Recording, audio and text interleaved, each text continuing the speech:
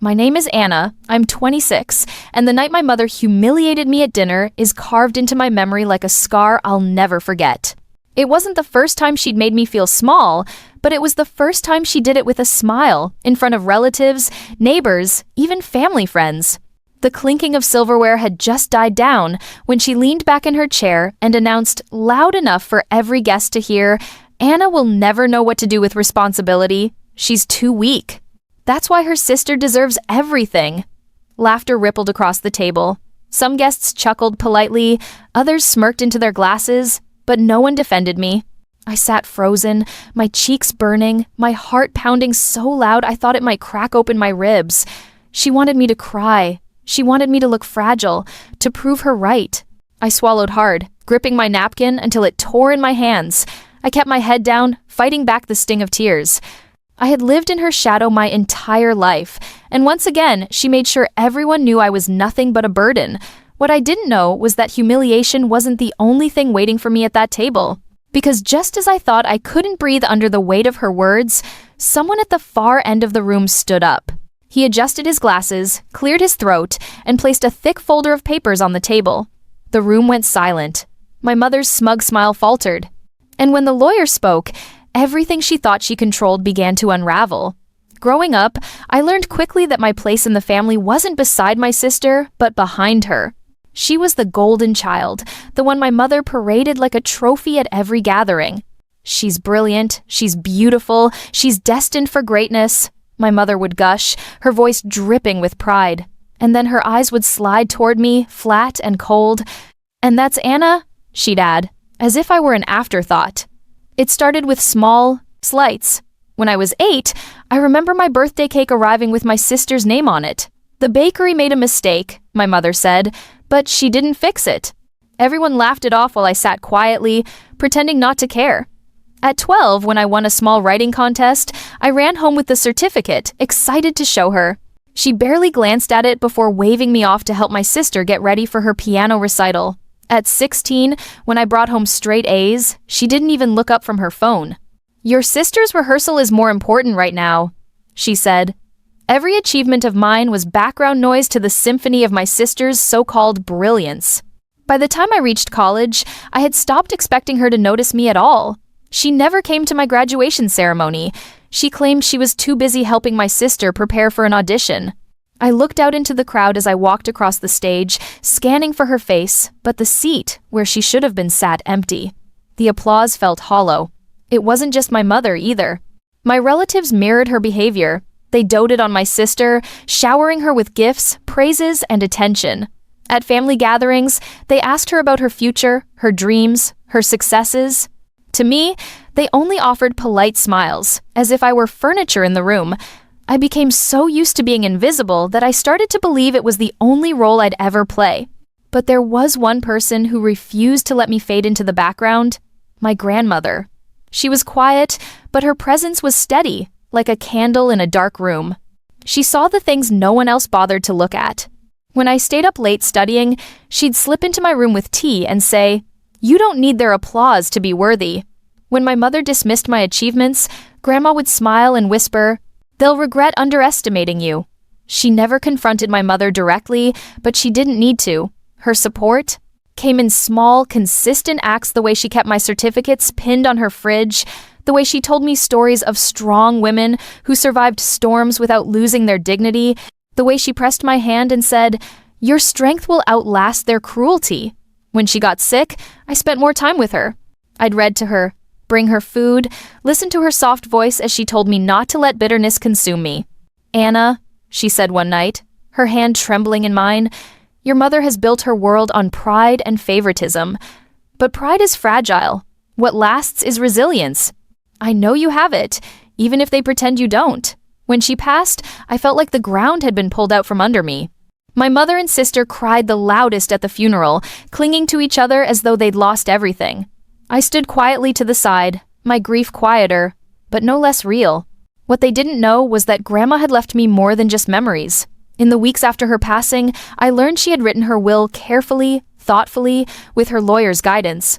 And for the first time in my life, someone had chosen me. But I didn't dare say anything. I knew exactly how my mother would react. For years, she had told me I was weak, undeserving, incapable. The idea that Grandma would leave me something meaningful would enrage her. So I kept quiet, holding on to the knowledge like a secret ember of warmth in a cold house. Still, nothing could have prepared me for how far my mother would go. I thought the small humiliations were bad enough. I thought being ignored at birthdays, graduations, and family dinners was the peak of her cruelty. But that night, the dinner where she tore me down in front of everyone was different. It wasn't just another dismissal. It was an ambush, carefully staged, designed to break me. And she thought it had worked. She thought I would sit there, humiliated, too weak to speak, too fragile to fight back. But what she didn't know was that Grandma had armed me long before she left. She had given me something more powerful than my mother's pride, something more enduring than my sister's spotlight. And soon, in front of everyone, that strength was going to come to light. The first time I heard the words read aloud, I thought I had imagined them. It was the week after Grandma's funeral, and we were gathered in a small, stuffy office downtown. My mother sat stiffly in her chair, her hand clamped tightly around my sister's. They whispered to each other as though they were already counting money that hadn't even been spoken about yet. I sat a few seats away, quiet, my palms damp against my knees. The lawyer cleared his throat and began. Most of it was expected. Small gifts to distant relatives, donations to charities Grandma had supported. My mother's jaw was tight with impatience, her eyes sharp with greed. I could almost feel her leaning forward, waiting for the moment her name was called. And then it came. To my granddaughter Anna, I leave the house, the savings account, and my investment shares. It is my wish that she use them to build a life of independence and peace. The words seemed to hang in the air, suspended, while my mother's face drained of color. My sister's eyes widened, her lips parting in shock. I blinked, certain I had misheard. But the lawyer repeated it, his voice steady, his eyes flicking briefly toward me as if to remind me, this wasn't a mistake. Silence crashed over the room, heavier than any sound. My mother was the first to recover. Her voice came sharp, shrill, desperate. "Excuse me? That can't be right. My mother must have been confused. Anna doesn't know the first thing about responsibility. She's fragile. She doesn't deserve this." The lawyer adjusted his glasses calmly. "Your mother was very clear. The documents were prepared months before her passing. Everything was signed, notarized, and legally binding. There is no confusion." My sister let out a bitter laugh, though it cracked at the edges. "This is insane. Grandma always said I was her favorite. She wouldn't do this. Anna probably manipulated her. She must have tricked her into it." I felt my breath catch, my heart pounding. For once, I wanted to shout back, to defend myself. But before I could speak, the lawyer cut in again. "There was no manipulation. Your grandmother trusted Anna because she saw her strength. These were her wishes." That single sentence shifted something in me.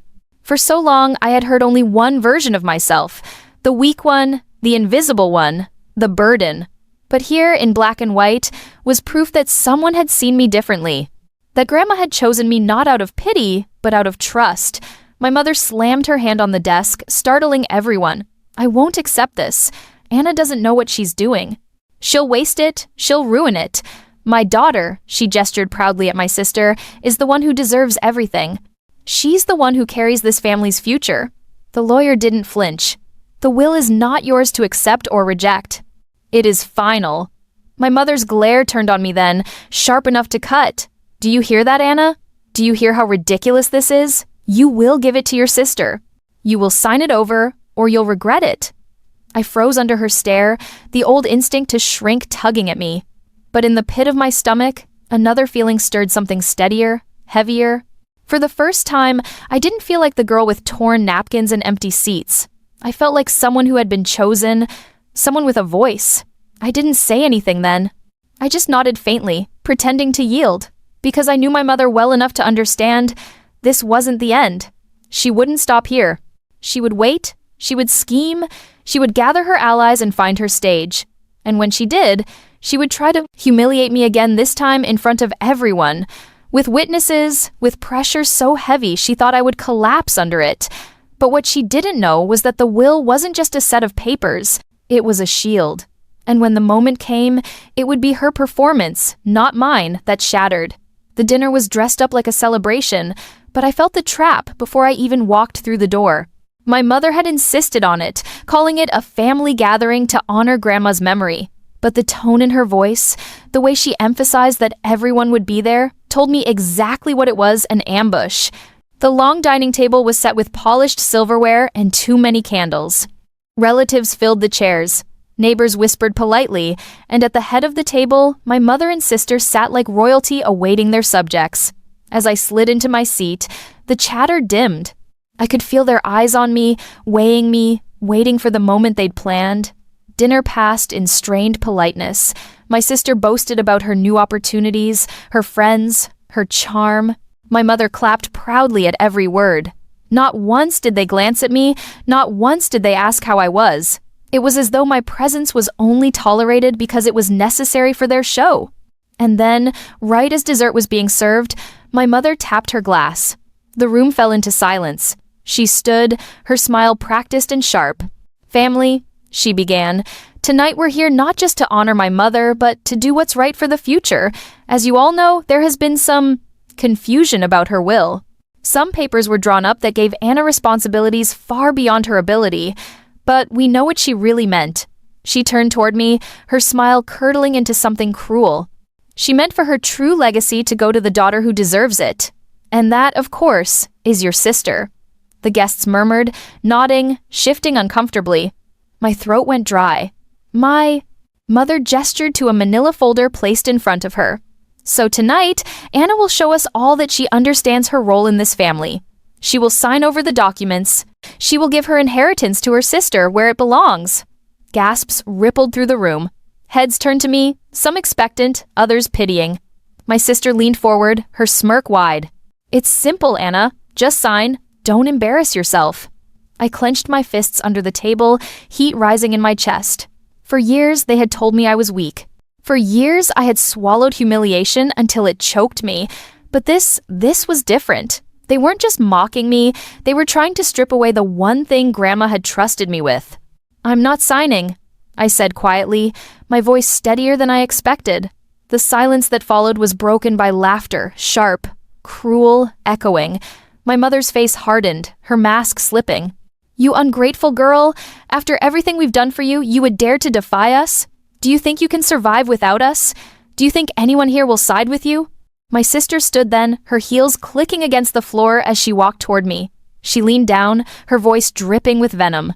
"Sign the papers. Prove to everyone that you know your place." When I shook my head, she didn't hesitate. Her hand whipped across my face, the slap cracking through the room like a gunshot. My head jerked to the side, the sting burning my cheek. Gasps erupted, some guests covering their mouths, others whispering in shock. I sat frozen, my cheek on fire, my breath caught in my chest. My sister straightened, smirking at the silence she thought was victory. My mother nodded approvingly, as if the slap had been the final punctuation to her speech. But then, from the corner of my eye, I caught a faint red dot blinking. My cousin's phone lifted just high enough, capturing everything. Recording, streaming, whispers spread like sparks. Through dry leaves. Is she live streaming? People are watching this. Oh my God! The weight of the moment shifted. My sister's smirk faltered, confusion flashing across her face. My mother stiffened, realizing too late that their perfect stage wasn't closed off anymore. I lifted my head slowly, meeting their eyes, my cheek still burning but my voice calm. "No, I won't sign. Not tonight. Not ever." And as I said the words, I realized it wasn't just the people in that room hearing me. It was everyone watching through that little red dot, everyone who had ever been told to stay quiet, to play small, to hand over what was theirs. They thought they had cornered me. But what they didn't know was that the trap they built was about to close on them instead. Because the humiliation they had planned for me had just become the evidence of their own downfall. The sting of my sister's slap still burned across my cheek, but what cut deeper was the sound that followed silence, broken only by the low hum of whispers. For a moment, I thought they had won. My mother looked triumphant, my sister smug, and the folder of documents sat between us like a verdict waiting to be signed. And then someone said it out loud. "It's live." Head snapped toward the corner where my cousin stood, her phone raised, the small red dot blinking steadily. "She's streaming this," another voice murmured. Suddenly, the quiet room turned electric. Guests shifted uncomfortably, some pulling out their own phones, checking, scrolling. The whispers grew louder. "People are watching already. It's on Facebook. Comments are coming in." My sister stiffened, the smirk sliding off her face. My mother hissed, "Turn that off immediately," and lunged toward my cousin, but the phone only lifted higher. The blinking red light was relentless. He still didn't get it, my sister, my mother, even the relatives egging them on. They thought the live stream would make me look weak, pitiful, fragile, but the truth was already there in the comments, streaming faster than the humiliation they had planned for me. "This is abuse." She's standing her ground. Shame on them. I rose slowly, the air thick with tension, my voice steady, though my heart pounded in my chest. "You think you've humiliated me," I said, my words carrying across the room.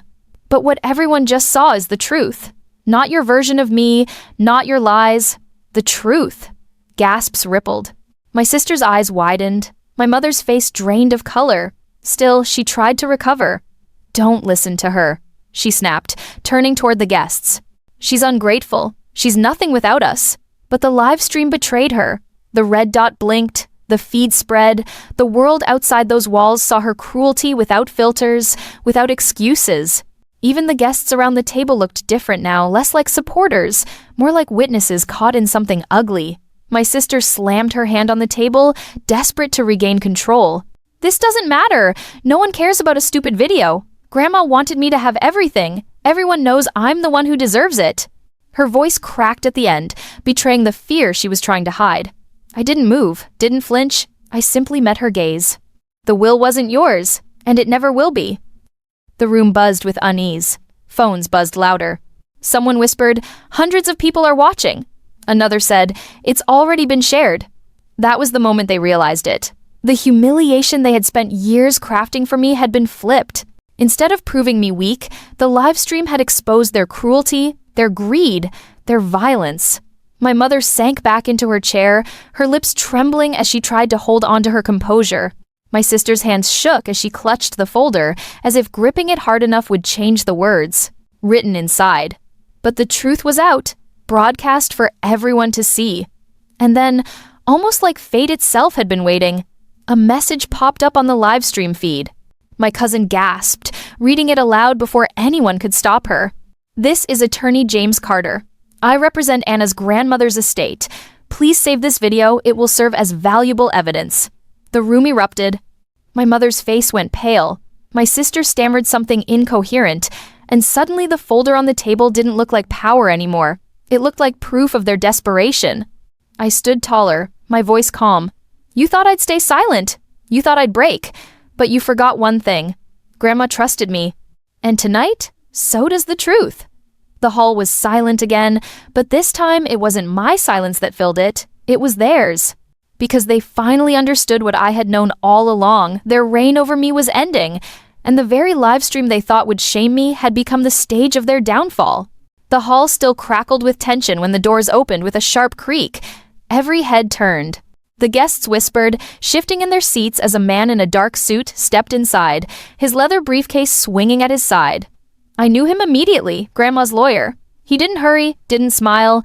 He walked straight to the table, calm and steady, while the room held its breath. My mother froze, her fork halfway to her mouth. My sister's fingers tightened around the folder as though it were a shield. The lawyer set his briefcase on the table, snapping it open with a click that sounded louder than thunder. "I didn't intend to appear tonight," he said, his voice measured, carrying across the hall. But after receiving messages about a live stream, I realized my presence was necessary.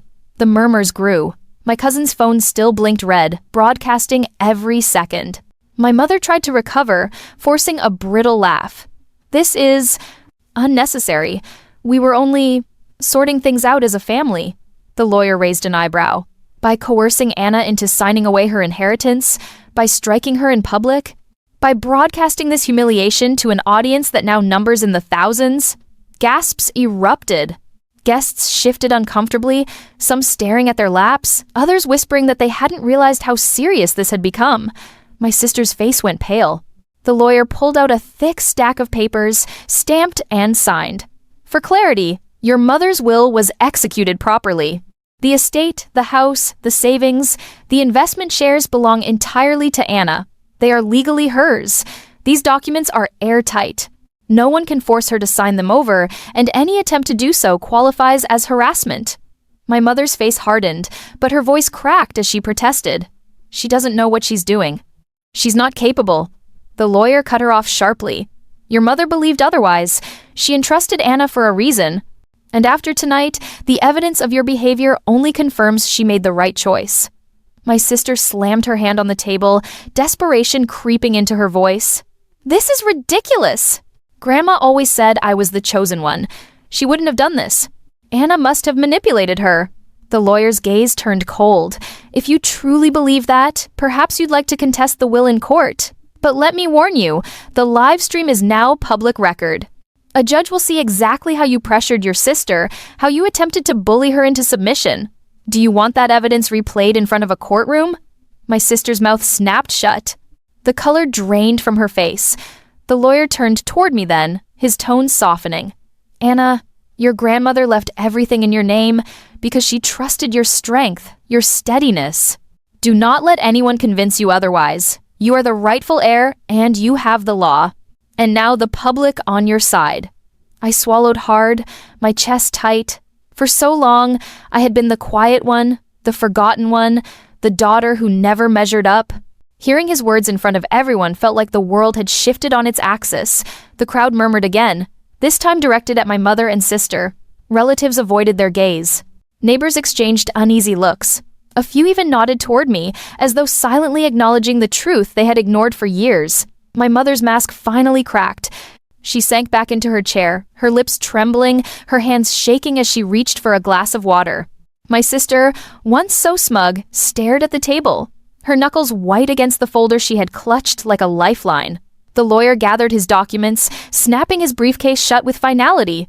This matter is settled. Anna, we'll meet tomorrow to finalize everything. As for the rest of you, I suggest you consider the consequences of what you've done tonight. The world was watching, and it will not forget. He left without another word. The door shut behind him, and the silence he left behind was deafening. For once, I wasn't the one shrinking under the weight of shame. It was my mother, my sister, the ones who had tried to strip me of everything, who now sat exposed, trembling under the gaze of the very people they had hoped to impress. The live stream still blinked red. Every second of their downfall had been captured. Every word, every slap, every lie. And in that moment, I realized my grandmother had given me more than property or money.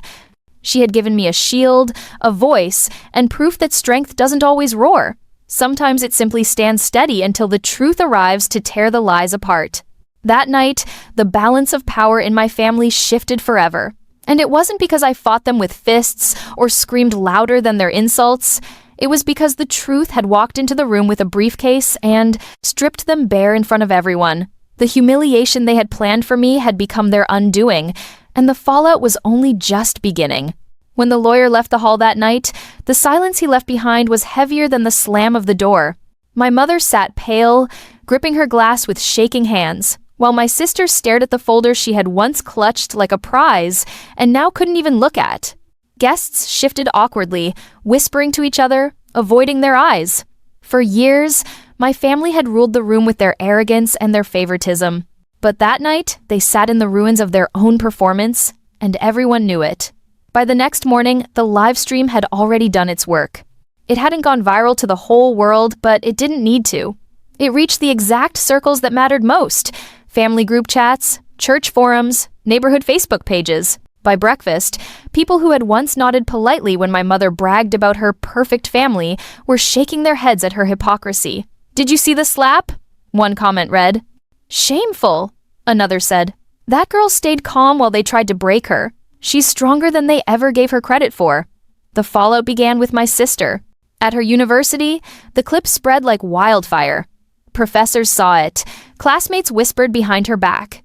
For years, she had been the star, the golden one who could do no wrong. Now, she was the girl caught on camera slapping her sister over money. Her scholarship, already teetering from poor grades, was reviewed. Within a month, it was gone. Her so-called friends distanced themselves too, unwilling to be associated with someone branded online as greedy and cruel. She tried to paint herself as the victim, posting long explanations about misunderstandings, but every time she opened her mouth, someone linked the video again. Her image shattered beyond repair. My mother's collapse came slower, but it cut deeper. She had always thrived on reputation, the smiling hostess, the proud matriarch, the woman who claimed she sacrificed everything for her children. That mask didn't survive the live stream. At church, women whispered when she walked in. At the market, old friends crossed the aisle to avoid her. Even her closest confidantes turned away, muttering that they had never realized how cruel she could be. Invitations to social gatherings dried up. The same woman who once relished being the center of every room now found herself sitting alone at her kitchen table, scrolling through comments that called her a bully, a hypocrite, a failed mother. My father, always quieter but complicit, wasn't spared either. His contracting business relied on trust neighbors, friends, community referrals. After the video, the phone stopped ringing. Clients didn't want to be tied to him. Some canceled projects midway. A man who had once bragged about his steady stream of contracts was suddenly idle, his workers sent home, his company bleeding money. He grew bitter, lashing out at my mother and sister, but his anger only pushed them further into silence. And me? For once, I wasn't the invisible one. The lawyer finalized the transfer of Grandma's assets within weeks. The house was legally mine, the savings secured, the shares in the company transferred into my name. Moving into Grandma's house was surreal. Her scent still lingered in the curtains, her rocking chair creaked the same way it always had, and the garden bloomed under my care. I would sit on the porch some evenings, tea in hand, remembering her words, "Strength isn't loud, it's steady." Now I understood exactly what she meant. The community began to see me differently too. Neighbors stopped by, not with pity, but with respect. One older woman brought me fresh bread and said, "I saw how calm you were in that video. You're stronger than they'll ever be." A teacher at the school I once attended sent me a message. Your grandmother would be proud. For someone who had spent her whole life overlooked, those small acknowledgments meant everything. At work, the shift was even clearer. My boss, who had quietly followed the story through his wife, pulled me aside one afternoon. "I saw the live stream," he admitted. "The way you stood your ground under that pressure, that's leadership. That's the kind of steadiness we need." Within months, I was promoted, trusted with projects I'd once only dreamed of handling. My sister spiraled further. Without her scholarship, she moved back in with my parents, sulking in the same house where they had once treated her like a queen. The irony wasn't lost on me. For years, they had told me I was the weak one, the dependent one. Now, it was her who leaned on them, her who couldn't survive on her own. I heard through whispers that she blamed me for everything, her lost scholarship, her ruined reputation, her fall from grace. But deep down, she knew the truth. She hadn't lost because of me. She had lost because of who she chose to be. My mother tried, once, to knock on my door. She stood on the porch, her voice trembling, her eyes darting away from mine. "We're still family," she said. "We can work this out." I stood in the doorway, the keys to Grandma's house in my pocket, and for the first time in my life, I didn't feel small under her gaze. "Family doesn't treat each other the way you treated me," I said quietly. Grandma knew that, and now I do too. I closed the door before she could answer. It wasn't vengeance that filled me. It was peace. For years, they had told me I would crumble without them. But the truth was, I was thriving not in spite of them, but because I finally stepped out of their shadow. The gossip eventually cooled, but the consequences never faded. My parents' reputation never recovered. Their friends never returned. Their business never bounced back. My sister never regained her place as the golden child. And every time they tried to shift the blame onto me, the world reminded them of the live stream undeniable proof of who they were. Sometimes, I think about that night at dinner. The moment my mother tapped her glass and smiled, convinced she was about to destroy me. She thought she was in control. She thought she held the stage. But in reality, she was setting the scene for her own undoing. The fallout was their collapse contracts gone, scholarships revoked, reputations destroyed. But for me, it was the opposite. I rose. I found peace. I inherited not just a house and savings, but the strength to finally live my life without apology. And that was the justice my grandmother had always wanted for me. Months have passed since that night, and sometimes I still catch myself replaying it. The sound of my mother's voice dripping with pride for my sister, the sharp sting of the slap across my cheek, the laughter that wasn't laughter at all, those memories haven't disappeared. They linger, like faint scars that never fully fade. But when I think of them now, I don't feel pain. I feel clarity. Because what happened that night didn't just end their performance. It ended my silence. For years, I believed the story they told me about myself. That I was weak, invisible, undeserving.